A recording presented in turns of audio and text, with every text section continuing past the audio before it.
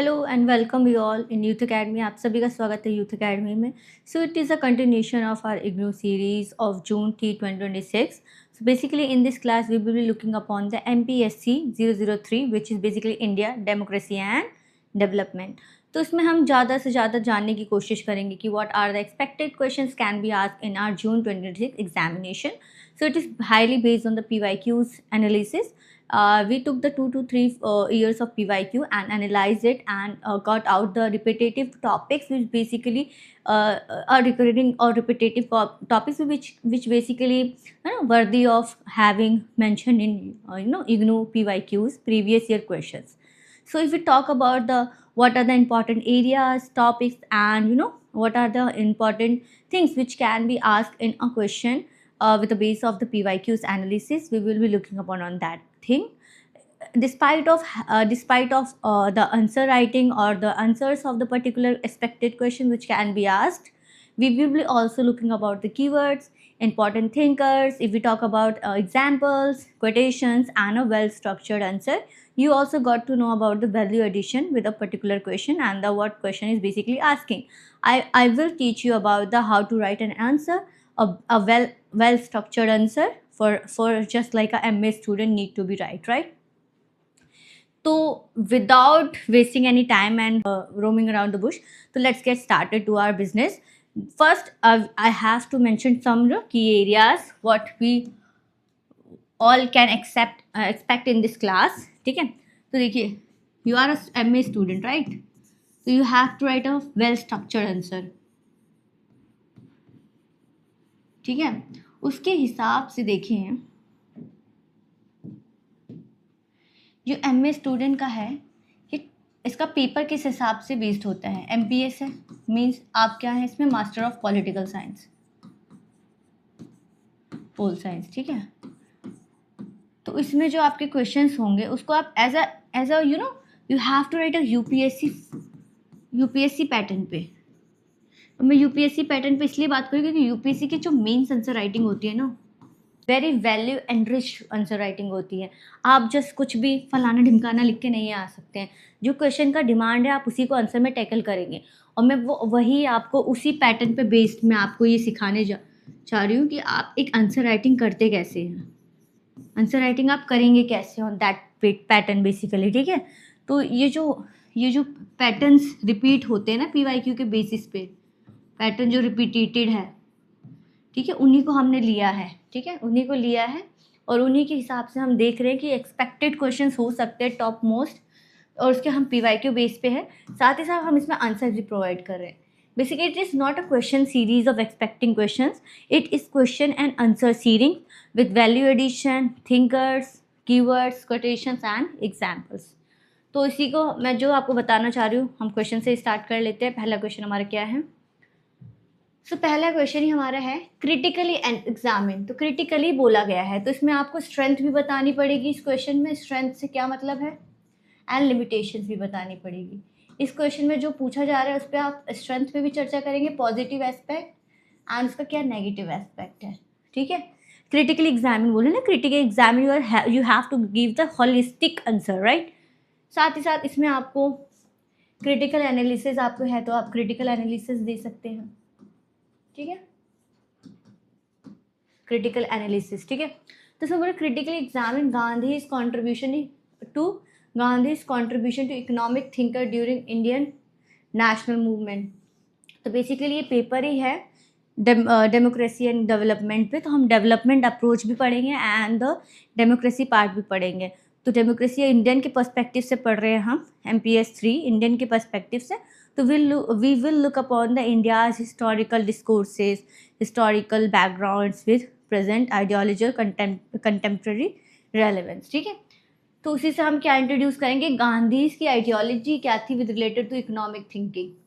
ठीक है, तो उसी से हम स्टार्ट करेंगे कि महात्मा गांधी यूनिक कॉन्ट्रीब्यूशन करते हैं इकोनॉमिक थिंकिंग में during Indian national movement by advocating economic based on ethics, self reliance में उन्होंने स्वदेशी की बात की है ना, आइडिया ऑफ स्वदेशी, जिसमें वो khadi and cottage village industries की बात करते हैं।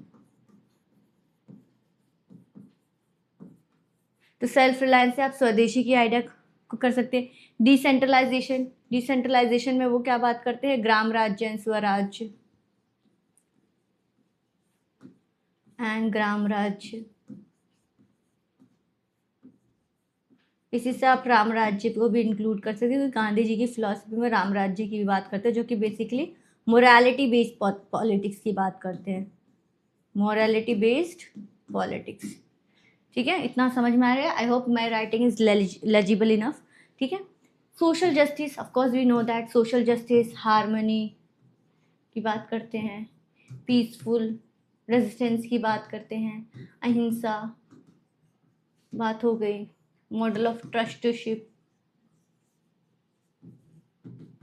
ठीक है, एंड सत्याग्रह। तो these are the economic model. ठीक है, तो मॉडल फोकस क्या करता है, industrialisation, focus on industrialisation and profit, but Gandhi emphasise करते हैं human welfare over material wealth. इसलिए वो बेसिकली वो एथिकल मैकेनाइजेशन की भी बात करते हैं, mechanisation related to the industrialization को ही ethical mechanization, ethical consumerism due to the idea of globalization and ethical consumerism and ethical nationalism की ही बात इसी में कंडक्ट होती है, ethical nationalism। ठीक है, ethical mechanisation, ethical consumerism and ethical nationalism, इसको आप कनेक्ट कर सकते हैं आइडिया ऑफ ह्यूमन वेलफेयर से। ठीक है, इसलिए गांधी जी का इकोनॉमिक ओरिएंटेशन में उन्होंने कोट दिया था, earth provide enough to satisfy every man's need but not every man greed. तो ये ग्रीड वाला कंसेप्ट है ना, एथिकल कंज्यूमरिज्म से ही लिंक्ड है। ठीक है, एथिकल कंज्यूमरिज्म से ही लिंक्ड है। तो समझ गए बॉडी कैसे लिखना है। अब हमें लिखना है इसका सॉरी ये इंट्रो हो गया, इंट्रो के बाद हम लिखेंगे बॉडी। तो कंट्रीब्यूशन टू इकोनॉमिक थिंकिंग में क्या था, स्वदेशी, मैंने बात की सेल्फ रिलायंस, इंडिजिनियस गुड को प्रमोट करना था। ठीक है, सरप्लस में लाना था प्रोडक्शन को एंड लोकल इंडस्ट्रीज़ को प्रमोट करनी थी। ठीक है, जैसे एनकरेज करना है खादी एंड विलेज इंडस्ट्रीज़ को, ब्रिटिश गुड्स को बॉयकॉट किया था उन्होंने नेशनल मूवमेंट्स के समय में। ठीक है, and economic weapons during the freedom struggle. तो खादी मूवमेंट हुआ था because the symbol of economic nationalism. चरखा से भी आप डोनेट नेशनल सिंबल से कर सकते हैं। अगर हम इसी को गांधी जी की आइडियोलॉजी को रेलेवेंट समय में देखें, रेलेवेंट समय में गांधी जी की आइडियोलॉजी है सेल्फ रिलायंस। ठीक है, खादी, तो इसमें आप लिख सकते हैं make in India, make in India का जो आप इनिशिएटिव चल रहा है इंडियनाइजेशन ऑफ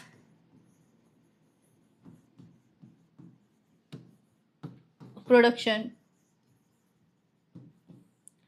ठीक है, और इसी में आप एक DPSP directive principle of the state policy article 41 को भी इंक्लूड कर सकते हैं, 41A and 41B। 41 talk about the cooperative societies, right, and यह बात करता है cottage and village industries, trade unions, इन सब की। ठीक है, विलेज सेंट्रल इकोनॉमी की बात करते हैं जिसको हम ग्राम राज्य कहते हैं, मैंने बताया आपको ग्राम स्वराज्य एंड ग्राम राज्य। तो India lives in its village and इसलिए सेल्फ सफिशिएंसी को बात करते हैं and foundation of national development, decentralisation, production, local government, rural employment, cottage industries and handicraft को प्रमोट करना है। इसलिए हमारे यहाँ पर जो देखते हैं ना, आप उसको मैं कैसे बताऊँ, मेलाज लगता है, जैसे दिल्ली हाट देखेंगे, Delhi Haat is very famous for your indigenous handicrafts.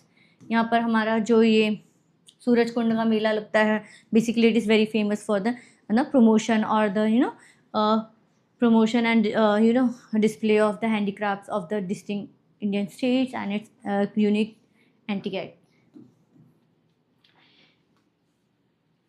Trusteeship theory मैंने आपको बता दी, ट्रस्टीशिप थ्योरी ये वो कहते हैं कि जो रिच है, जो वेल्दी पीपल है, they are the trustees of the welfare, trustees of the wealth which is need to be for the public welfare के लिए बात करते हैं। Social justice, violent class struggle को रिजेक्ट करते हैं and encourage the ethical capitalism, ethical nationalism, ethical consumerism, ethical materialism, ethical national capitalism से बात करते हैं। ब्रेड लेबर की बात करते हैं, productive physical labour, irrespective occupation, dignity of labour की बात होती है, equality and self respect and reduction of exploitation. Karl Marx का idea of class struggle and exploitation को रिड्यूस करने का लगा सकते हैं आप। लिमिटेशन ऑफ वांट्स, ठीक है, जैसे कि हम बात करते हैं ह्यूमन सिक्योरिटी, हमारा एक पेपर है,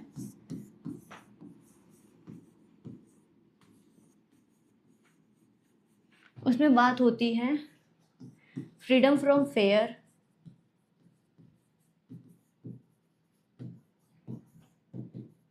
एंड फ्रीडम फ्रॉम वांट्स। इसमें एक और बात होती है लिव विद डिग्निटी, ठीक है। तो फ्रीडम फ्रॉम फियर्स है तो थ्रेट्स, एक्सटर्नल थ्रेट्स हो गए। फ्रीडम फ्रॉम वांट्स क्या है, ये ग्रीड्स ही तो है, तभी तो गांधी जी एथिकल कंज्यूमरिज्म की बात करते हैं, एथिकल कंज्यूमरिज्म की। तो फ्रीडम फ्रॉम वांट्स मतलब ग्रीड्स को ख़त्म करना, ये बात हो रही है। तो लिमिटेटिंग द वांट्स और फ्रीडम फ्रॉम वांट्स भी लिख सकते हैं। ये आइडिया आपको देखने को मिलेगा ह्यूमन सिक्योरिटी में, राइट। और consumerism, excessive consumerism and advocacy of simple living की बात करते हैं, ठीक है। Sustainable consumption, environmental conservation, moral development की बात करते हैं सिंपल लिविंग में। इसमें आप लिखते हैं लाइफस्टाइल फॉर इन्वायरमेंट, जो हमारा एक इनिशिएटिव चल रहा है। Role during the national movement क्या है, cooperate non cooperation movement towards the boycott of foreign good and the promotion of swadeshi. Mass political movement था। Civil disobedience movement challenge colonial economic policies को चैलेंज कर रहे थे, जिसमें आप है ना, आप इसमें दादा भाई नौरोजी की ड्रेन ऑफ वेल्थ की थ्योरी भी डाल सकते हैं, है ना, मर्केंटलिज्म की थ्योरी भी डाल सकते हैं। कंस्ट्रक्टिव प्रोग्राम, गांधी जी की आइडियाज से encourage khadi, rural industries, sanitization and self employment की बात करते हैं। तो economic nationalism with ethical nationalism, ठीक है। क्रिटिकल एनालिसिस में J C. Kumarappa, none as a father of Gandhi economics, ठीक है, वो बात करते हैं economic should serve human welfare, economic ecological balance. तो यहाँ पर एक कीवर्ड आ गया। अमर्त्य सेन कैपेबिलिटी अप्रोच की बात करते हैं कि we need to develop the individuals skills and provide opportunities for the capable of the employment, ठीक है। Large scale industrialization and scientific planning Jawaharlal prefer करते थे, but Gandhi ji is more related to gradual change in the society, not the rapid change one. Strength क्या है, sustainable development है, employment generate करता है, business practices होते हैं, एनवायरनमेंट प्रोटेक्ट करता है, बट इनकम इनइक्वालिटी को भी रिड्यूस करता है। लिमिटेशन क्या है, village self sufficiency difficult in globalised economy में। Small scale industries alone can meet the modern industrial demands, इसलिए यहाँ पर है ना small and medium, small MSMEs की बात होती है, स्मॉल एंड मीडियम एंटरप्राइजेस की बात होती है। क्या होता है MSMEs, small and medium enterprises की बात होती है। फंडिंग की बात होती है, SHGs की, सेल्फ हेल्प ग्रुप्स की बात होती है, ठीक है। तो sustainable development, rural empowerment and ethical economy, ठीक है। मोरालिटी बात होती है। गांधी जी वैसे भी talk about the idea of deontology, how deontology is taking place. देखिए आइडिया ऑफ डिओंटोलॉजी,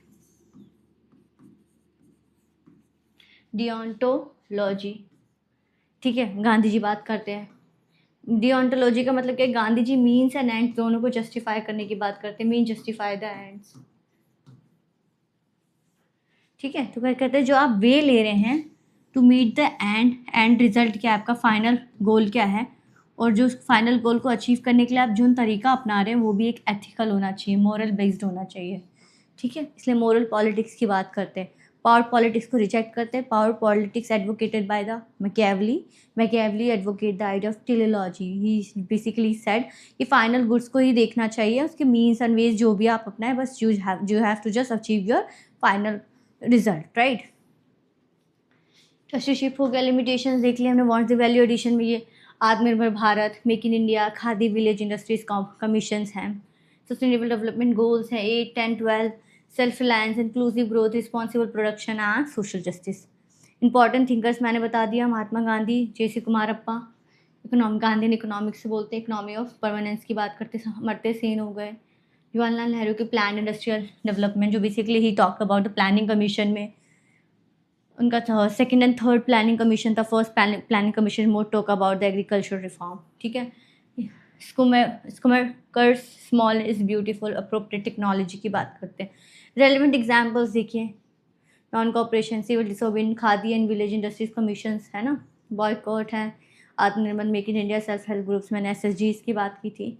और these are the keywords. Basically ये मैंने लास्ट मिनट रिवीजन के लिए रखा है, तो आप जस्ट पूरा आंसर नहीं पढ़ना, तो आप बस यहाँ से कर सकते हैं, पढ़ सकते हैं थिंकर्स से कि ये थिंकर्स इस क्वेश्चन पढ़ देखिए आपको कैसे देखना है। लास्ट मिनट रिवीजन है, 10 क्वेश्चन है, हर एक क्वेश्चन में आप 2 मिनट भी देंगे रिवीजन के लिए, ठीक है, तो इसमें 20 मिनट्स में कवर हो जाएगा, 20 to 15 मिनट्स में।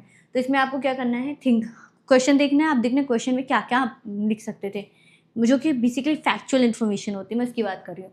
तो थिंकर्स और उसके मैंने आइडियोलॉजीज लिख दी, रेलिवेंट एग्जाम्पल्स ये डाल सकते थे, और आपकी कीवर्ड्स ये होने चाहिए, ठीक है।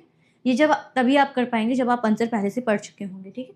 एथिकल इकोनॉमिक्स की बात करते हैं, limitation of wants and freedom from wants भी लिख सकते हैं, ठीक है। वो नेक्स्ट क्वेश्चन है, discuss the process of political change in India after 1967, analyze its impact on Indian democracy.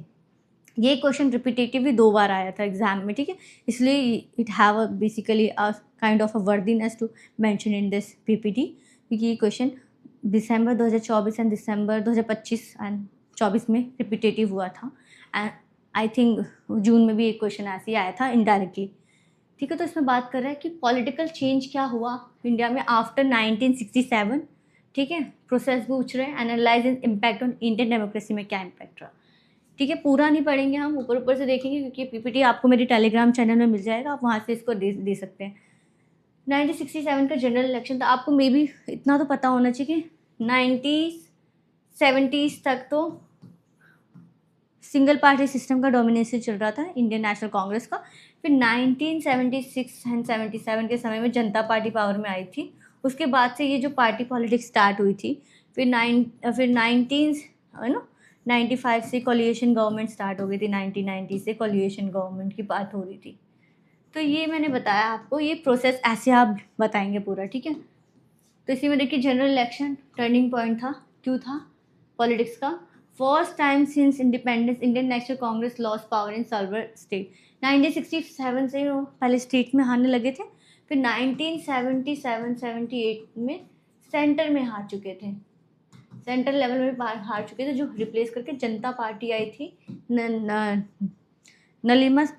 Neelam Sanjiva Reddy के अंदर, ठीक है। तो ये हुई कोलिएशन पॉलिटिक्स आई, फिर era of one party dominance and हुआ, फिर period witness the rise of coalition government, regional parties domination, rise of regional political parties, identity politics की बात हुई। रीजनल पॉलिटिकल पार्टीज इसलिए आई थी पावर पे 1952 में स्टेटहुड की डिमांड उठने लगी थी। फिर 1955 के समय में ही स्टेट रीऑर्गेनाइजेशन एक्ट बना था। तो जब ये नए नए स्टेट्स ही बन रहे थे, तो उसके बाद क्या हुआ, नया स्टेट्स बना, तो नए स्टेट्स की अपनी अपनी पर्सनल और ओन एस्पिरेशन एंड नीड्स थी, तो उसको टैकल करने के लिए उन्होंने अपनी अपनी रीजनल पॉलिटिकल पार्टीज़ को इमर्ज किया, ठीक है। तो दीज आर द थिंग्स मैंने आपको ब्रॉड बता दिया क्या पॉलिटिकल प्रोसेस था। अब थोड़ा सा हम इसमें जाके पढ़ेंगे, ठीक है। तो identity politics, centralization, economic reforms and greater political participation की बात हुई थी। Democracy is not merely a form of government, is a mode of associate living की बात करते हैं, ठीक है। Process of political change after 1965, क्योंकि क्वेश्चन में ये पूछ रहा है discuss the process of political change in India after 69। तो ये पहला हेडिंग होगा। दूसरा हेडिंग क्या होगा, इम्पैक्ट ऑफ इंडियन डेमोक्रेसी में क्या हुआ, तो ये दूसरा हेडिंग। पहला हेडिंग ये हो गया, ये फर्स्ट हेडिंग है broad heading, the process of Indian change in 1965 after 1965। Second में सब पार्ट होगा इसका, डिक्लाइन ऑफ कांग्रेस डोमिनेंस, क्योंकि प्रोसेस कैसे चेंज हुआ, क्योंकि डोमिनेंस पार्टी जो डोमिनेंस पार्टी थे which is Indian national Congress, वो स्टेट्स में हार चुकी थी और बस सेंटर में इनका दबदबा था, ठीक है। अम्ब्रेला पार्टी के नाम से जानी जाती थी। इसमें आप फेमस थिंकर रजनी कटारी को भी इंट्रोड्यूस कर सकते हैं। 1967 में वीकेंड हुआ था कांग्रेस सिस्टम का, emergence of opposition party start हुई थी, जैसे कि end of Congress system, beginning of the competitive party politics. End of Congress system basically Rajni कटारी की वर्ड से ही है। पॉलिटिकल प्लूरलिज्म, तो पॉलिटिकल प्लूरिज्म स्टार्ट हो गया था। पॉलिटिकल प्लूरिज्म, पॉलिटिकल मतलब आप समझ रहे हैं, प्लूरिज्म मतलब coming of the many parties, pluralism plural, ठीक है। Rise of the regional parties, ठीक है। तो थोड़ी रीजनल पार्टीज को आप याद कर लीजिए, जैसे तमिलनाडु में DMK है, अब रिसेंटली तो TMK कोई करके पार्टी वो है, जो कि बेसिकली किसकी है, थालापति की, विजय थालापति CM। तेलुगु देशम पार्टी, शिरोमानी अकाली दल, तृणमूल कांग्रेस को ले सकते हैं, शिवसेना की पार्टी ले सकते हैं, बीएसपी ले सकते हैं, बीजेपी नहीं ले सकते क्योंकि वो एक नेशनल पार्टी है, रीजनल पार्टी नहीं है। And if we talk about the Aam Janata party is also a national party, Congress national party है, बीएसपी ले सकते हैं, शिवसेना, ये सब हो गए। ठीक है, कोलिएशन पॉलिटिक्स में देखिए, फिर उसके बाद इवोल्यूशन। पहले हमारा इवोल्यूशन क्या था, एंड ऑफ डोमिनेंस था कांग्रेस का, rise of regional parties due to the, मैंने बता दिया, to the emergence of statehood on वीट की डिमांड 1954 में आंध्र प्रदेश ने की थी। फिर उसके बाद 1955 में स्टेट रीऑर्गेनाइजेशन एक्ट आया था। उसके बाद ये लिंग्विस्टिक बेसिस पे जो रीऑर्गेनाइजेशन ऑफ द स्टेट हो रहा था, उसके बेसिस पे न्यू स्टेट्स फॉर्म हुए, लाइक झारखंड हो गया, उत्तराखंड हो गए, if you talk about other state जो 2000 के आसपास बने थे। फिर नॉर्थ ईस्टर्न स्टेट को भी स्टेटहुड डिमांड मिल गया था, ऑटोनॉमस स्टेटहुड डिमांड। तो this lead to the regional parties because regional parties represent the local peoples demand, aspirations, right. Coalition politics में देखिए, जनता पार्टी थी 1977 में आई थी, जो फर्स्ट टाइम कांग्रेस को डिफीट करके आई थी पावर में। यूनाइटेड फ्रंट गवर्नमेंट, एनडीए, ऊपा, अभी हाँ हमारा इंडिया गठबंधन चल रहा है जो, ठीक है। Coalition politics, rise of identity politics. अब जैसे यहाँ पर रजनी कोठारी बात करते हैं, casteisation of politics and politicisation of caste, ठीक है। तो बेसिकली बात करते हैं कि कास्ट कैसे पॉलिटिक्स में इंक्लूड हो चुका है, कास्ट के नाम पे वोट बैंक पॉलिटिक्स खेला जाता है, राइट, वोट ज़्यादा से ज़्यादा लिया जाता है। बीजेपी को वैसे कि सब हिंदू डोमिनेंस पार्टी कहते हैं। Congress is kind of a secular party, they don't have any kind of religious orientation, right.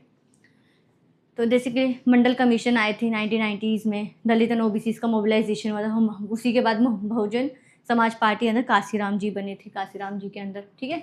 तो ये आइडेंटिटी पॉलिटिक्स कैसे हुआ, reflected on the religion, region, language, ethnicity and social justice की बात। जैसे तमिलनाडु में जितने भी आप देखेंगे, तमिलनाडु में मोर और लेस क्या होता है, जो सेंटर में पार्टी होती है वो कभी स्टेट में नहीं आती है।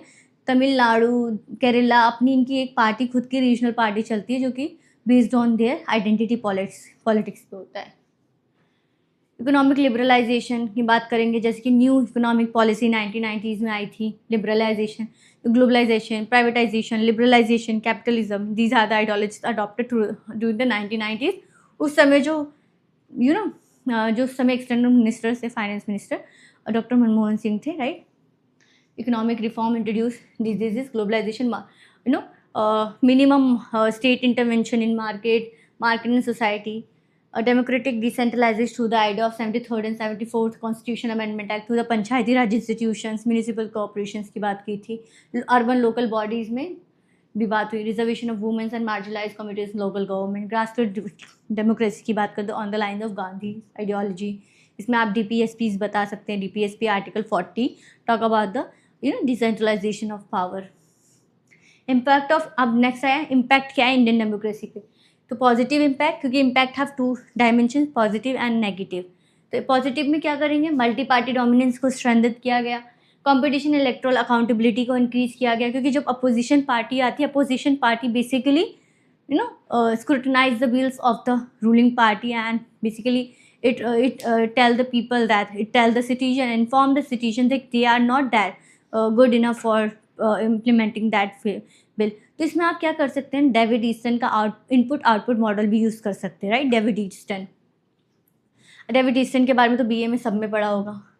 नेगेटिव में, हाँ, तो इसमें डिसेंट्रलाइजेशन, सिटीजन की participation, regional aspiration, cooperative governance, federalism को एनहेंस किया गया, women participation increase through the Panchayati Raj reservation. अभी 106 कॉन्स्टिट्यूशन अमेंडमेंट एक्ट आया था, उसमें वैसे जिसको बोलते हैं नारी वंदन अधिनियम, तो he talk about 1/3 reservation of womens in the parliament और the Lok Sabha and Rajya Sabha assemblies and the state Lok Sabha and the state general elections and the legislative elections plus legislative elections of Delhi and Puducherry.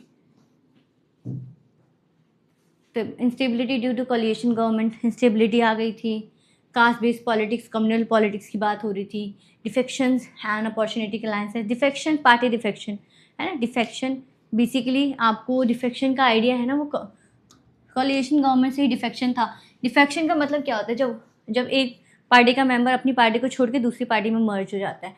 जिसमें आया राम एंड गया राम वाला था ना, आया राम एंड गया राम वाला कॉन्सेप्ट आया था, मूल के पैकेट्स पे आ रहा था, ये डिफेक्शन के ऊपर ही था। इसी के लिए डिफेक्शन को ख़त्म करने के लिए एंटी डिफेक्शन एक्ट लाया गया। ये बहुत ही इंपॉर्टेंट कॉन्सेप्ट है, इसी को आप शेड्यूल 10 में पढ़ते हैं of Indian constitution of India के शेड्यूल 10 में पढ़ते हैं एंटी डिफेक्शन एक्ट के बारे में। ठीक है, ये defection money and muscles power हो रही थी। ठीक है, एंड क्रिमिनलाइजेशन ऑफ पॉलिटिक्स, बहुत ही ज़्यादा क्रिमिनलाइजेशन ऑफ पॉलिटिक्स, और जिसके पास पावर था वो, जिसके पास पैसा था वो पावर में आ रहा था। क्रिटिकल एनालिसिस, रजनी कोठारी का कांग्रेस सिस्टम डोमिनेंसेस कम्पिटिट करता है मल्टी पार्टी सिस्टम से। पॉल ब्रास का रीजनलिज्म एंड आइडेंटिटी पॉलिटिक्स की बात करते हैं। ठीक है, and Atul Kohli basically talk about the regional parties and strength and federalism and democratic participation. Dependent, ये जो स्ट्रेंथ पढ़े ना, ये बेसिकली सेम है। लिमिटेशन में पॉलिटिकल इंस्टेबिलिटी हुई, आइडेंटिटी पॉलिटिक्स, सोशल पोलराइजेशन हुआ between the groups, corruption and electoral मार प्रैक्टिसेस स्टार्ट हुए थे, and also coalition and defection का कॉन्सेप्ट आया था। एंड साथ ही साथ यहाँ पर स्ट्रेंथ में सेम स्ट्रेंथ है जो हमने वहाँ पर पढ़ा। तो वही बात कर सकते हैं कि one party dominance system to vibrant multi party dominance system. India has a multi party system basically. ठीक है, multi party system on the election base पे करूँ तो जनरल इलेक्शंस होते हैं इंडिया को, first past the post system पे होता है, और जो कि हमारे प्रेसिडेंशियल वाइस प्रेसिडेंशियल इलेक्शन होते हैं वो FPT मॉडल पे होता है, proportional transformation plus single transferable vote. ठीक है, तो इस मॉडल पे होता है राज्यसभा के, वाइस प्रेसिडेंट के। These are the Granville Austin, very much famous political scientist. He talk about the working of the Indian constitution, इनकी किताब भी है। And BR Ambedkar, Kohli, Brass and Kothari के बारे में पढ़ लिया है। इसमें आप DD बासु के भी कॉन्सेप्ट डाल सकते हैं, है ना। ग्रेविल ऑस्टिन हो गए, there is very many particularly very famous thinker with related to the, I am just forgetting the name, and very much famous, they're a non-Indian thinker basically। तो ये रेलिवेंट एग्जाम्पल जनरल इलेक्शन 1967 हो गया, Janata party, Mandal commission, economic liberalization, rise of DMK, TDS, BSP, Trinamool, NDA and coalition government, anti defection law मैंने आपको बात किया। These are the keywords which need to be mentioned, right. Critically examine the political economy of development in India. Political economy of development, political economic of development. ठीक है, तो इसको refer ही बता देंगे क्या मतलब है इसका। Political economy of development studies interaction between politics and economies in shaping a country's development। तो how politics and economy come together to make a development in Indians perspective particularly। ठीक है, तो इन्फ्लुएंस क्या कहता है स्टेट पॉलिटिक्स, हाउ बेसिकली कि अगर हमने बात की 1991 में जो ये आइडिया ऑफ प्राइवेटाइजेशन, लिबरलाइजेशन, और which lead to the change in the impact in the democratic politics में भी चेंज हुआ। तो basically one of the example ले सकते हैं कि how economy basically change the politics, power politics, right. So yes, तो basically talking about the how political economic development lead to the basically development. ठीक है, तो ये हो गया जस्टिस इनिशिएटिव, इकोनॉमिक लिबरलाइजेशन, इसमें सेम होगा अमर्त्य सेन की डेवलपमेंट इज फ्रीडम, और अमर्त्य महबूबुल हक की भी बात करें जो basically very much famous scholar related to the human development की बात करें, and architect of the human development index. He talk about the real wealth of the nation is people. तो वहीं बात करेंगे कि रियल वेल्थ पीपल से ही है। Concept of political economy of development. ठीक है, तो political institution, public policies, economic system and social justice की बात करते हैं। Economic growth, social justice, democratic governments and inclusive governments, growth with equity. अब इसमें idea of equality and equity is different. Equity basically आपको वो अपॉर्चुनिटीज प्रोवाइड करना जो उनके पास नहीं है, और इक्वालिटी मीन्स आपको सबको same kind of opportunities provide करना। See, mister X don't have the access to education, Mr. Y don't have the education to employment। अब तो ये नहीं है ना कि गवर्नमेंट X एंड Y को बस एम्प्लॉयमेंट ही देगी, because Mr. X want education and Mr. Y wants employment. तो these two things are very much different, और इस कॉन्सेप्ट पे हम कहते हैं idea of equity, not the idea of equality. Gender based inequalities and discrimination देखने को मिलता है, बेसिकली गर्ल एंड बॉय। ठीक है, boy want to be boy already have the access to education, but girls don't have the access to education। तो basically यहाँ पर idea of equity लगेगा, क्योंकि इक्विटी इसलिए क्योंकि एजुकेशन गर्ल्स को प्रोवाइड करना है। इक्वालिटी के आइडिया में क्या करेंगे, दोनों ही एजुकेशन प्रोवाइड हो रहा है, but particularly boys already get the access to education. ठीक है, ठीक है। इवोल्यूशन ऑफ इंडियन पॉलिटिक्स और इकोनॉमी में इसका मेरे पास एक बहुत अच्छा डायग्राम है, तो उससे कैसे बता सकते हैं कि what is difference between equality and equity. I will share it with in my Telegram channel. Okay, with this PDF. The evolution of Indian political economy की कैसे state led plan economy, India is a mix economy, capitalism मतलब socialism का mixture है. Centralize planning, 5 year plans, public sector enterprises, privatization of Indian bank जो इंदिरा गांधी के समय में 1971 के समय में, import substitutes, land reforms, green revolution related to MS Swaminathan. ठीक है. Planning commission, mix economy, economic liberalisation 1991 already talk about this right. Inclusive development, Mahatma Gandhi MNREGA जो बेसिकली चेंज हो गया है अब इसका name, national food security act, Ayushman Bharat, digital India, PM Jan Dhan Yojana. इसमें आप फूड सिक्योरिटी एक्ट में इंटीग्रेटेड चाइल्ड डेवलपमेंट प्रोग्राम लिख सकते हैं, PM पोषण स्कीम डाल सकते हैं. Also the public distribution system with on the subsidize ration के ऊपर डाल सकते हैं. क्रिटिकल एनालिसिस, कमिटी सेन की कैपेबिलिटी अप्रोच, रजनी कोठारी की democracy and development are inter related है. How development lead to democracy and how democracy lead to the development part. And the Pranab Bardhan is basically new scholar है. तो state market and dominant social, basically बात करते हैं interaction between the state market and dominant social groups. ठीक है. Strength and challenges are very much similar, just go through it and I just more focus about the value addition. तो नीति आयोग का replace the planning commission 2015 में hit of the cooperative and competitive federalism between the state centre relation, sustainable development goals को outline करते हैं, the digital innovation, evidence based policy making की बात करते हैं. यहाँ पर कोऑपरेटिव फेडरलिज्म की भी बात हुई है. ठीक है, जो डेमोक्रेसी का पार्ट है फेडरलिज्म. अमर्त्य सेन, रजनी कोठारी, प्रणब वर्धन, जगदीश भगवती जो ग्रोथ लेड डेवलपमेंट की बात करते हैं, and Mahatma Gandhi and Ambedkar social justice economic democracy की बात होती है. These are the relevant examples, keywords and you are good to go for it. Discuss the concept of parliamentary sovereignty, critical analysis of composition, power and working of Indian parliament. तो I just want to just give a quick recap about the how Westminster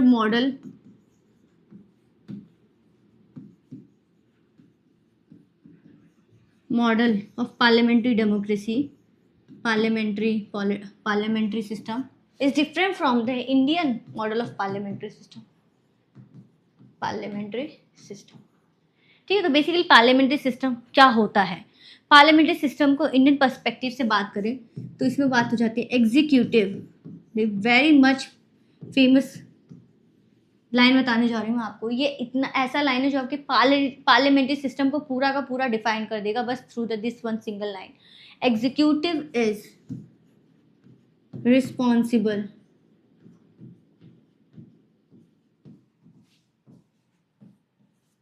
to the legislature.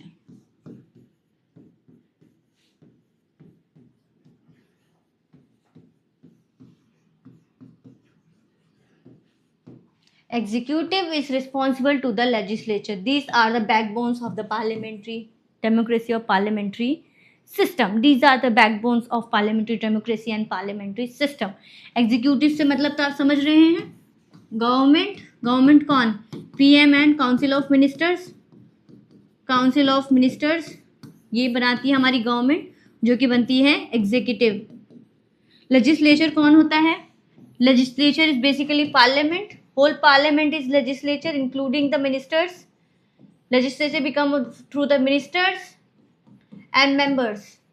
Members and ministers से बनता है हमारा parliament. Parliament is consist of Rajya Sabha plus Lok Sabha, right? Upper house and lower house. बताया मैंने इसको. Same goes with minister यहाँ पर. तो यहाँ पर जो executive is responsible to the legislature इतना straight नहीं चलता क्योंकि यहाँ पर हमें monarchy की भी concept देखने को मिलती है और यहाँ पर कॉन्सेप्ट मिलता है हमें रिपब्लिक का देखने को. सॉरी रिस्पॉन्सिबल लिख दिया, रिपब्लिक. ठीक है. तो यहाँ पर ये आप नोट डाउन कर लीजिए. Executive responsible to the legislature. Parliamentary form of the government is basically constitution, British constitution system से ही लिया गया था. ठीक है.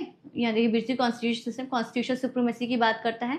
इसमें बेसिकली कॉन्स्टिट्यूशनलिज्म की बात होती है. पार्लियामेंट्री सोवरेनिटी में कॉन्स्टिट्यूशनलिज्म, सोवरेनिटी का मतलब वही होता है फ्रीडम फ्रॉम एक्सटर्नल इन्फ्लुएंसेस. ठीक है. And plus republic too. तो constitutionalism, rule of law, right. A V Dicey का जो कॉन्सेप्ट है रूल ऑफ लॉ का, कॉन्स्टिट्यूशनलिज्म हो गया, सुप्रीमेसी ऑफ द कॉन्स्टिट्यूशन हो गया, रिपब्लिक का कॉन्सेप्ट है. If we talk about the executive responsible to the legislature, accountability, transparency, responsibility, right, answerability, these are the concepts. Constitution amendment, financial control, accountability, executive accountability, responsibility की बात होती है. ठीक है. Parliament is not mere a law making body, it is a grand inquest of a nation. Nehru ji ने concept of parliamentary sovereignty देख लेते हैं. एवी डाइसी का कॉन्सेप्ट मैंने आपको बताया, रूल ऑफ लॉ का. Parliament has the right to make और unmake any law and no person or body can override or set aside its legislation.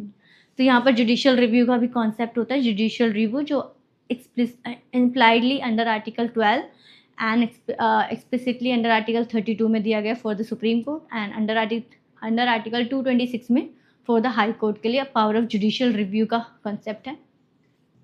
तो पार्लियामेंट इज नॉट एब्सोल्यूट नहीं है, लिमिटेड है. Parliament has a limited control right through the basic structure doctrine of the supreme court under the Kesava Bharati case. ठीक है. Fundamental right, judicial review का basic structure doctrine, Kesava Bharati case, constitution supremacy, constitutionalism. ठीक है. Composition of Indian parliament, article 70 talk about the president summon program and give assent to the bills. Rajya Sabha upper house 250, ये basically basic structure है. लोकसभा. ठीक है. And power of the Indian parliament, legislative power, financial power में union budget, taxation, money bill, financial bill, right. Legislative power में you can talk about the division of power related to the idea of federalism. ठीक है. Federalism से idea of quasi federalism. Quasi federalism मतलब क्या होता है कि centre has more power.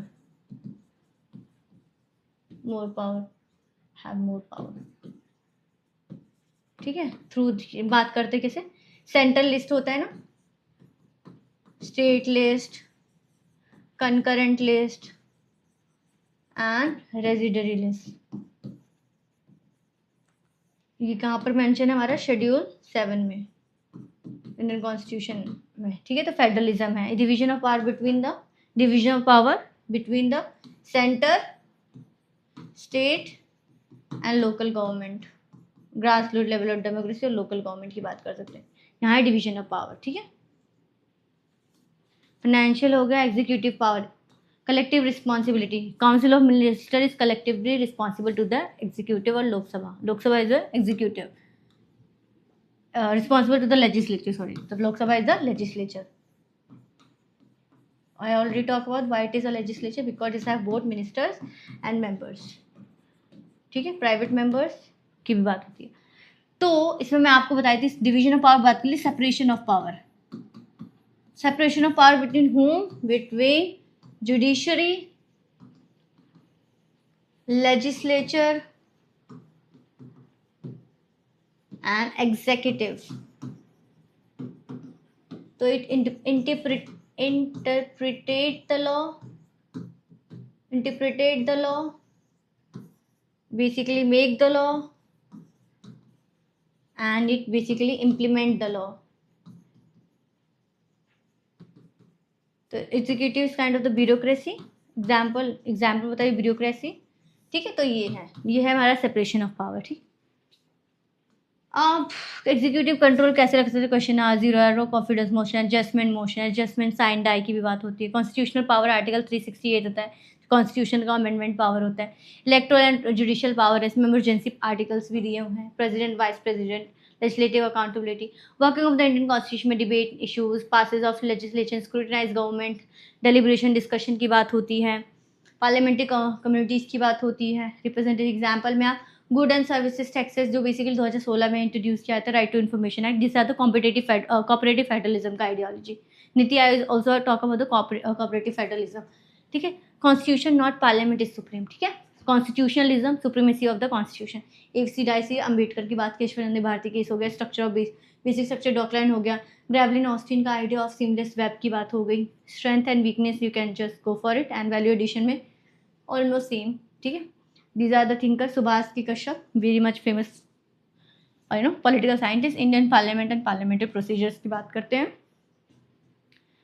These are the relevant exam है। Minerva Mills case unions of India limited amending power की बात करते हैं of the parliament.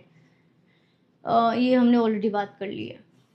Now next question, critically examine the role of military in democratic politics with special reference to India. ठीक है, तो military examine करना है military in democratic politics with special reference to India. Let's see, very different question. तो military is essential for the national security के लिए, territorial integrity and defence external threats के लिए है। तो प्रिंसिपल ऑफ सिविलियन सुप्रीमेसी की बात करते हैं। ठीक है, ह्यूमनिस्टिक आइडियोलॉजी की बात करते हैं, human at the centre, human centred approach की बात होती है। India has maintain unbroken tradition of civilian control. ठीक है, military must always remain subordinate to the elected civilian government in a democracy. Huntington, Samuel P Huntington की बात हो रही है। Role of military in democratic politics, तो protection of national security, जैसे Kargil war, counter terrorism, state sponsored and non state sponsored terrorism की बात होती है।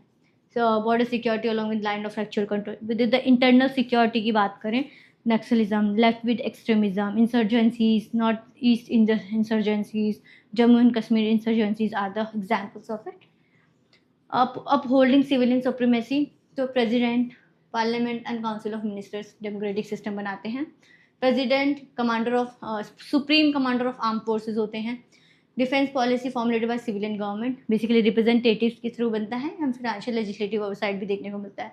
डिजास्टर मैनेजमेंट ह्यूमैनिटेरियन असिस्टेंस देखने को मिलेगा, केरला फ्लड्स, ओडिशा साइक्लोन, कोविड-19 relief and the operation Dost. एक एग्जाम्पल याद करना है, बेसिकली ये इंटर स्टेट और the inter transnational human military exercise है। Peace keeping operation of the United Nations की बात करेंगे, peace keeping, peace making and peace building, sustainable peace building.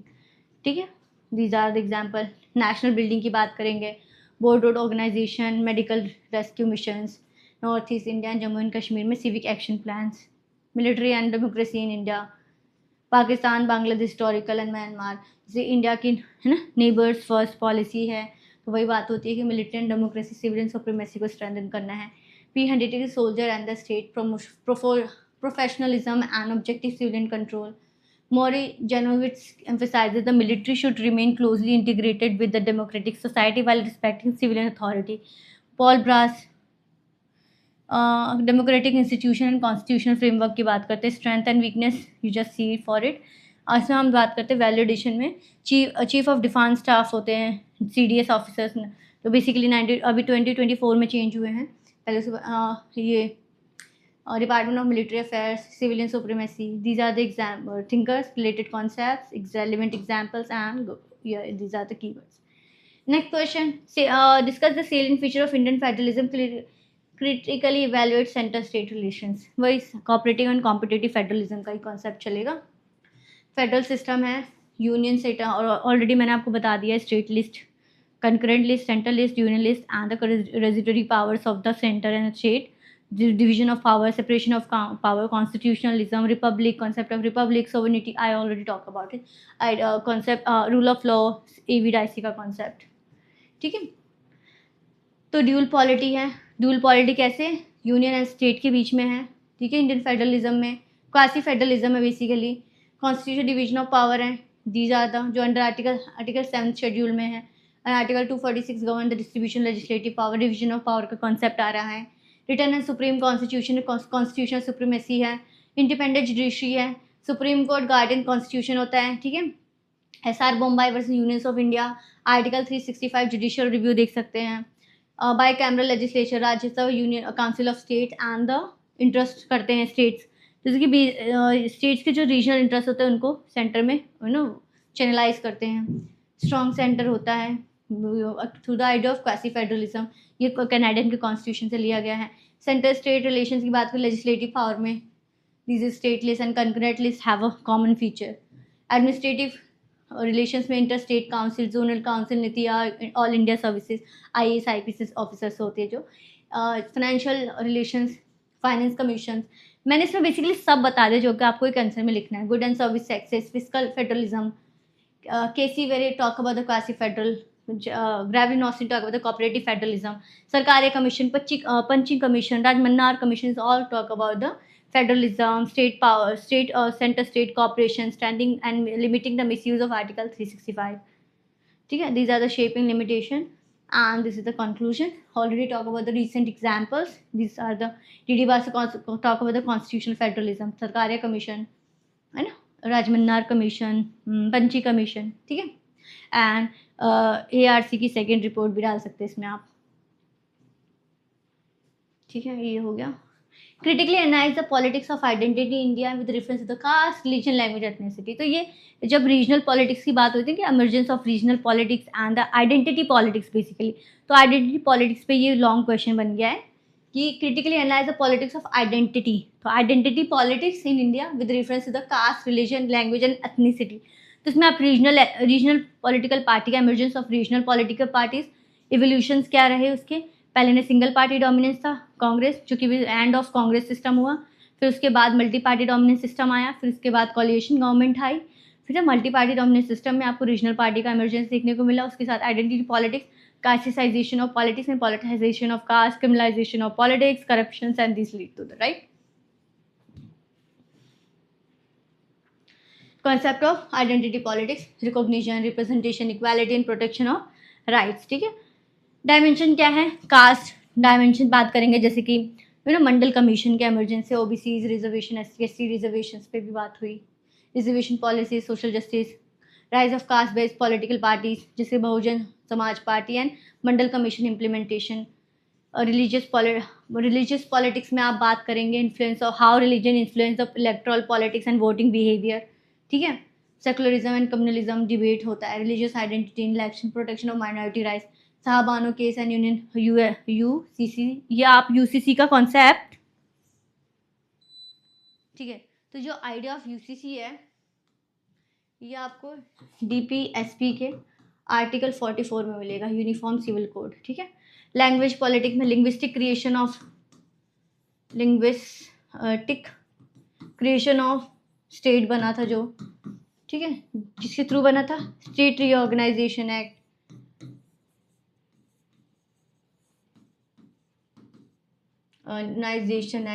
ठीक है, ऑफ 1956. ठीक है, फॉर्मेशन लिंग्विस्टिक स्टेट ऑटोनॉमी की बात कर रहे थे, रीजनल लैंग्वेजेस, क्रिटिकल है, स्टेट रीऑर्गेनाइजेशन एक्ट बता दिया मैंने, एथिकल पॉलिटिक्स की बात कर रहे थे, Bodo movement, Naga peace process, Gorkhaland movement, Bodoland movement, इन सब की बात होती है, ethical identity, Meitei Kuki conflict between the in Manipur. Right, positive impact क्या है, मार्जिनलाइजेशन पॉलिटिक्स को एम्पावर करता है बेसिकली. ठीक है, नेगेटिव इम्पैक्ट क्या है, वोट बैंक पॉलिटिक्स होता है, communalism of caste conflict, social polarisation, regional separatist movement, electoral fragmentation, basically बात करता है वोट बैंक पॉलिटिक्स की. क्रिटिकल एनालिसिस, कोथारी जी की पॉलिटिसाइज्ड की बात करेंगे, caste got politicised, and draft load explain the lower caste and the marginalised group to gain political representation. ठीक है, पॉल ब्रास की एलिट कंपटीशन पॉलिटिकल स्ट्रेटजीज की बात कर ली है हमने ऑलरेडी इन सेकेंड क्वेश्चन में. And fundamental rights article 40 to 30 and directive principle of the state policy, जिस बात करता है liberty, equality, fraternity and preamble 2. ठीक है, these are the thinkers and this is the relevant examples, keywords and you are good to go. तो discuss the role of media in democracy and governance in India, examine its challenges. ठीक है, तो role as a media as a fourth pillar of democracy की बात करनी है. तो basically इसमें बात करनी है कि how media play a role in democracy and governance, and इसके चैलेंज भी बताने कि हाउ डिजिटल वर्ल्ड में फेक न्यूज़ स्प्रेड होते हैं, डीप फेक्स होते हैं, मिस इन्फॉर्मेशन होती है. तो these are the challenges of media. ठीक है, एंड ये कुछ मीडिया स्पीड मीडियाज होते हैं, कुछ बेसिकली पॉलिटिकल पार्टीज को सपोर्टर मीडियाज होते हैं. ठीक है, तो वही बात करेंगे. फोर्थ पिलर ऑफ डेमोक्रेसी है citizen and bridge between the government and citizen की तरह काम करता है. And it talk about the what type of media, print, electronic, digital, social media. ठीक है, महात्मा गांधी कहते हैं freedom of press is one of the greatest bulwark of liberty. ठीक है, role of media in the in democracy and governments, dissemination of information, basically how media informs citizens about government policies, elections, laws and socio-economic issues, coverage to the union budget, general elections and parliamentary debate. Informed citizens की बात करते हैं, watchdog of democracy की बात होती है, इसमें corruption, misuse of power, administrative failure की बात होती है. इसमें हम जैसे कि बोरो scandal, 2G spectrum case, commonwealth games के स्कैम्स की बात कर सकते हैं। तो how basically watch dog of democracy की बात होती है। Platform of public debate, public opinion को मतलब अवेयर करती है, स्प्रेड करती है, ठीक है। And for the promoting good governance through the right to information act with the part and Swachh Bharat mission, ठीक है। सोशल मोबिलाइजेशन, पब्लिक अवेयरनेस, अब we already know Nirbhaya movement is kind of a social mobilisation, ठीक है। And social transformation की भी बात होती है। कोविड-19 बेसिकली अवेयरनेस प्रोग्राम था। इलेक्शन कमीशन ऑफ इंडिया के जो अवेयरनेस प्रोग्राम्स चलते हैं। चैलेंजेस क्या है, वही fake news, misinformation, paid news होते हैं, political polarisation of media bias, TRP driven sensation जो बोलते हैं ना, scandal is a sensational news. तो सेंसेशनलाइजेशन की बात होती है, TRP based media. Press freedom है, जर्नलिस्ट सेफ्टी की बात होती है। डिजिटल डिवाइड की बात हो जाती है, access to information. Ethical issue और social media and online platform की बात हो जाती है। क्रिटिकल एनालिसिस में आप हर हमबर्मस की बात करेंगे कि पब्लिक स्फेयर में media create public sphere enabling citizens to participate in democratic deliberations में, ठीक है। Debate, deliberation, discussion. Chomsky basically talk about the propaganda model and Rajni Kothari talk about the free and responsible media. इसमें आप article 19 fundamental right article 19 को भी include करते हैं, freedom of speech and expression, ठीक है। और also talk about the article 21 right to life and personal liberty की बात होती है, जिसमें strength, challenges, conclusion. Supreme Court of Ramesh Thapar versus State of Madras held that freedom of speech and expression under Article A include the freedom of press making and cornerstone of Indian democracy, ठीक है। This is articles, this is relevant information, examples and keywords. Examine the growth, nature and role of farmers movement in India. तो farmers movement को पहले बताना है क्या, उसके फिर हमें growth बतानी है, उसका नेचर बताना है, रोल ऑफ मूवमेंट बताना, ठीक है। तो farmer movement organise collective action है पीजेंट एंड एग्रीकल्चर कम्युनिटीज का, जो प्रोटेक्ट करता है their economy, social and political interest को through the shaping agrarian policies, land reforms and democratic participation with demand for what, fair price, land rights, debate relief, irrigation facilities and agriculture reform. तो green revolution kind of this kind of a agrarian movement, ठीक है। Evolution का ना, India lives in its village, Mahatma Gandhi की concept है। Growth of farmers movement in India, colonise period में आपको पता ही, Champaran Satyagraha, Kheda Satyagraha, Bardoli Satyagraha, these are the oppressive colonial policies के अगेंस्ट एक्सप्लॉयटेशन जो हो रहा था मतलब लैंडलेस लेबर का थ्रू द लैंड ऑनर्स, तो उसके अगेंस्ट था। पीजेंट रेजिस्टेंस आप इसको कीवर्ड से डिनोट कर सकते हैं। पोस्ट इंडिपेंडेंस पीरियड में land reform, minimum support price की बात हो रही थी, irrigation, agriculture credit and rural development, ठीक है। तो इसमें Telangana peasant movement, Tebhaga movement, Naxalbari movement जो एग्रीगेरियन रिफॉर्म्स की बात करते हैं। कंटेम्प्रेरी फार्मर जो अभी थ्री फार्म बिल्स को लेकर था, MSP, fair income, debate, crop insurance, ठीक है। भारतीय किसान यूनियन जो कि ये ट्रेड यूनियंस है, एंड सरकारी संगठन, फार्मर्स प्रोटेस्ट, एग्रीगेरियन मोबिलाइजेशन की बात करते हैं। नेचर क्या है मूवमेंट का, डेमोक्रेटिक मास बेस्ड है, issue oriented rather than ideological based नहीं, अपने इश्यूज को जागृत करते हैं। पीसफुल होता है इनका ज़्यादातर, जो आइडिया गांधी की कॉन्सेप्ट पे है, पीसफुल रेजिडेंस की बात करते हैं Gandhi ji. Regional as well as national level को बात होती है। Globalisation and agriculture market reform की बात करते हैं। रोल क्या रहा है, protection of farmer rights, influencing public policies, strength and democracy, social justice, rural development, and critical analysis. Omved viewed farmers' movement as a expression of democratic mobilization. Atul Kohli sees as a organized farmers' movement significantly state policies को influence and strengthen करेगा. M.N. Swaminathan remunerate the remunerative price, food security, sustainable agriculture, and the green revolution. तो ये strength है, challenges है, conclusion है। Conclusion में आप SDG sustainable development goal 8 डाल सकते हैं, जो बात करता है decent work and economic growth की। इसमें आर्टिकल आप DPSP आर्टिकल 19 भी डाल सकते हैं, ठीक है, 39 सॉरी, DPSP का article 39। Minimum support price, remunerative price, SDG zero hunger की बात करता है। These are we already discuss. Now question number or last question, discuss the role of interest group, pressure groups in Indian democracy. तो media is kind of a interest group की तरह ही काम करता है, एंड प्रेशर ग्रुप्स की तरह आप बात कर सकते हैं। अपोजिशन पार्टीज काम करती है, regional groups, opposition parties kind of a pressure groups.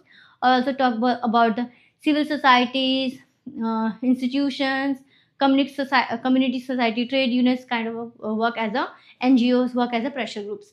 ठीक है। तो interest groups and pressure groups important है, नॉन गवर्नमेंट एक्टर्स हैं डेमोक्रेटिक सिस्टम में. While interest group seeks to protect and promote the interest of their members, pressure groups go to step further by influencing the government policies, decision making without seeing political power. तो pressure groups का कोई political power agenda नहीं होता, लेकिन interest group का कोई interest होता है. जैसे कि farmer movement have is a interest group because farmers have a interest of MSP price, cup fair pricing, numerative price, irrigation facilities, farmer welfare, crop insurance. These are the interests of the farmers. So they got into the protest. तो इसमें क्या होता है, ये they behave like a interest group. जैसे feministic movement होता है, they are the interest group. But जो हमारे जो ये प्रेशर ग्रुप्स होते हैं, they go further. Basically they talk about the national problem, the particular problem at all. ठीक है. Arthur F. Banti argued that politics is essentially to process the interaction among groups competing influence public policies. तो इसमें David ईसन का output input बड़ा इसलिए लग जाएगा क्योंकि इनपुट से पब्लिक ओपिनियन जाता है, पॉलिटिकल सिस्टम उसको प्रोसेस करता है, एंड देन पॉलिसी फॉर्मुलेशन होता है. Further this policy formulation lead to the feedback loop and again public opinion got exercised. ठीक है. Role of interest group and pressure group क्या होता है, रिप्रेजेंटेटिव ऑफ डाइवर्स इंटरेस्ट की बात होती है, minority, environmentalist, communities, women, business, students, इन सब की बात होती है. जैसे भारतीय किसान यूनियन है, FICCC एंड RCCI की रिप्रेजेंटेशन है. इन्फ्लुएंस करता है पब्लिक ओपिनियन का through the idea of media. ठीक है. एंड जिसको पॉलिसी एडवोकेसी भी बात होती है. इसमें इन्वायरमेंट जस्टिस, क्लाइमेट एडवोकेसी की बात होती है, क्लाइमेट एक्टिविज्म की बात होती है. स्ट्रेंथन पार्लियामेंट्री डेमोक्रेसी को स्ट्रेंथन करता है, जैसे India against corruption movement, acting as a watch dog, enhance transparency and accountability, association of democratic reforms, और right to information act, protecting right and social justice. तो pressure groups fight for the right of marginalise communities, advocate gender equality, environmental justice, tribal rights and human rights की बात होती है. If we talk about the National Campaign for People Rights to Information, and if we talk about the Right to Information Act 2025, right based advocacy, promoting political awareness, challenges क्या face करती हैं, unequal influences, wealthy corporate groups often enjoy greater access to policy making than weaker groups. ठीक है. narrow sectional interest हो जाते हैं, lack of transparency हो जाती है, disruptive method हो जाता है, इसकी बंदा strikes, violent protests lead to the मतलब backdrop of this movement, breakdown of this movement, and the political patronage क्या होता है. Some pressure groups are closely linked to the political parties reducing their independence. तो political patronage की बात होती है. Major pressure groups कौन कौन से हैं, business, farmers, laborers and students में these are the examples. Professionals, Indian Medical Association, Bar Council है. Environment में चिपको मूवमेंट, नर्मदा बचाओ आंदोलन है. ठीक है. और ये सिविल सोसाइटी की बात हो गई. Critical evaluation, supreme court of India. ठीक है. सिटीजन्स के राइट को peacefully protest under article 19 recognise करते हैं, peaceful protest. And Gabriel Almond classified pressure groups as institutional, associational and no associational anomic groups. तो these are the examples. And democratic pluralisation की बात होती है, and identity based mobilisation. Critical evaluation में Bentley की group theory of politics, Truman की distribution theory, almond की classification of national, Almond की क्या है, classification of interest groups on the lines of pressure groups as institutional, associational, non association and anomic groups. ठीक है.